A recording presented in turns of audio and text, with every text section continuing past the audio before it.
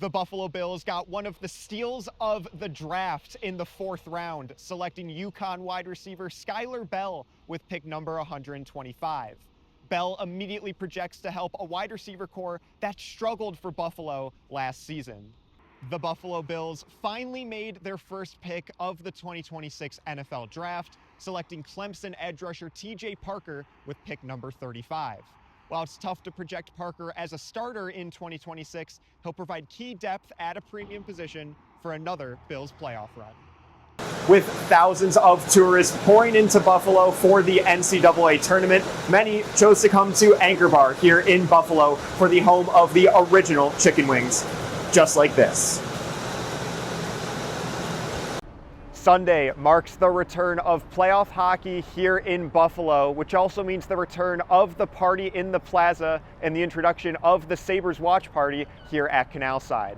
Fans can come down to watch on big screens located here to watch the Sabres take on the Bruins.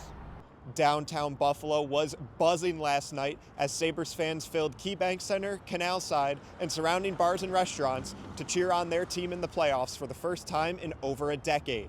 It might not look or sound like it on this quiet Monday morning, but last night, Hofbrauhaus was no exception to the chaos.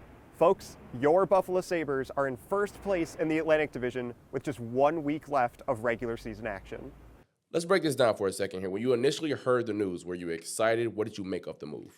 Yeah, well, when I initially heard the news, it was Ian Rappaport saying mid-round pick for DJ Moore. And so I'm thinking, okay, 3rd, 4th, 5th, like in that range somewhere. We don't know if there's any salary retention from the Bears because Moore had that $24.5 million cap hit he was coming over with. And then the trade details finally come out, and it's a 2nd-round pick for DJ Moore. And so my initial reaction is, ooh, that's a little rich for a receiver that's turning 29, maybe a little bit past his prime, hasn't had a 1,000-yard season in a couple years. But the more I've sat with it, and the more you see other receivers and the trades that they're getting, the price that they're commanding, the reports for A.J. Brown, the Eagles wanting at least a 1st-round pick and then some, I think this is about as fair of a trade as you are going to get for a guy with the production that Moore has.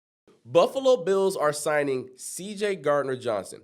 Colin, what was your reaction to that? Sometimes on his own team, he gets under player skins. He's bounced around. He's been on 6 teams in the last 7 seasons. But he's also young. He's only 28 years old. And I think just because he's moved around a lot, people think he's older than he actually is. But this dude's a baller. He's always around the football, creating plays, generating turnovers. If you can keep his personality in check a little bit and just make sure there's no problems off the field and in the locker room, I think this is a great addition to pair with Cole Bishop. And you want to talk about versatility, like with D. Alford, this guy can play in the post, up in free safety, in the box, down at strong safety. He's played in the slot at the nickel before as well. So I'm really curious to see how Jim Leonard and this Bills defense is going to utilize a player that can really go in so many different spots in the secondary.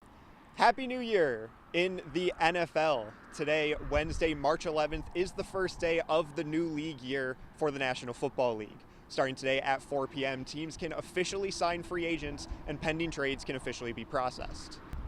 This includes the Buffalo Bills' acquisition of wide receiver DJ Moore from the Chicago Bears, who is expected to restructure his contract once the trade is processed to save roughly $17 million in cap space.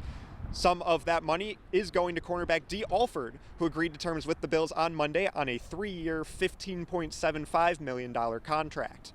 The former Atlanta Falcon is projected to be the team's new starting slot corner, replacing longtime Bill Taron Johnson, who was traded to the Las Vegas Raiders last week. The 28-year-old defensive back logged 3 interceptions, a forced fumble, and 2 sacks in 2025, including a sack and INT against Josh Allen and the Bills on Monday Night Football last season. Buffalo is also reportedly reuniting with backup quarterback Kyle Allen, who was on the team in 2023.